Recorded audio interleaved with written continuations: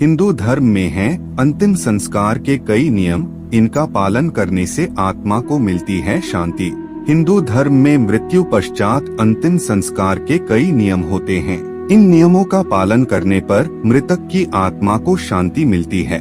गरुड़ पुराण में भी इस बात का जिक्र किया गया है कि परिजन के मृत्यु पश्चात नियमों का पालन करने से जीवात्मा को शांति मिलती है और उसे स्वर्ग में स्थान प्राप्त होता है। नमस्कार दोस्तों, आपका स्वागत है मेरे चैनल पर। ऐसी और वीडियो देखने के लिए चैनल को सब्सक्राइब और वीडियो को लाइक करें। मृत्यु जीवन का अंतिम और अटल सत्य है, जिसे कोई टाल नहीं सकता है। जिसने जन्म लिया है उसकी मृत्यु अटल है और मृत्यु के बाद उसका पुनः जन्म भी निश्चय है। इस कथन को श्री कृष्ण द्वारा गीता में कहा गया है।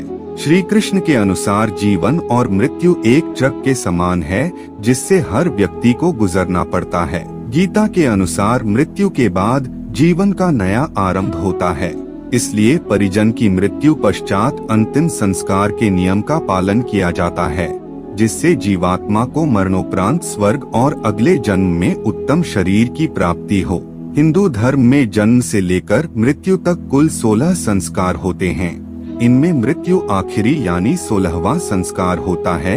मृत्यु संस्कार में मृतक की अंतिम विदाई, दाह संस्कार और आत्मा की शांति के लिए कई रीति रिवाज व नियम होते हैं। शास्त्रों में भी अंतिम संस्कार के नियमों का उल्लेख किया गया है।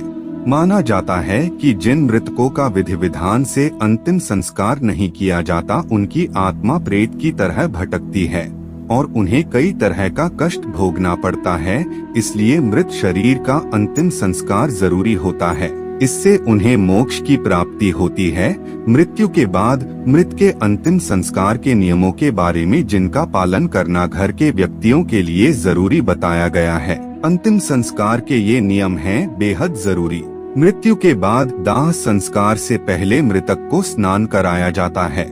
इसके बाद उसके शरीर पर चंदन, घी और तेल का लेप लगाकर नए वस्त्र पहनाए जाते हैं। हिंदू धर्म में सूर्यास्त के बाद कभी भी दाह संस्कार नहीं किए जाते हैं। माना जाता है कि जिस व्यक्ति का अंतिम संस्कार सूर्यास्त के बाद होता है, उसकी आत्मा परलोक में भटकती है।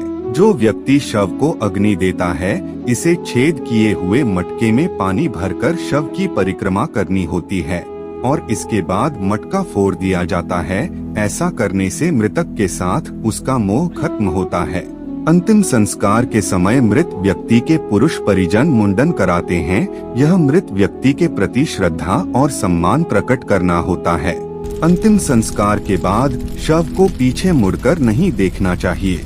अंतिम संस्कार के बाद घर लौटने पर सभी व्यक्तियों को दांतों से नींद को चबाकर फेंकना चाहिए। फिर लोहा, अग्नि, जल और पत्थर का स्पर्श करने के बाद ही घर के भीतर प्रवेश करना चाहिए। मृतक व्यक्ति के नाम से घर के बाहर एक दीप संध्या के समय कम से कम 11 दिनों तक जरूर जलाना चाहिए। दाह संस्कार के बाद 12वें या 13वें दिन मृत्यु भोज कराया जाता है।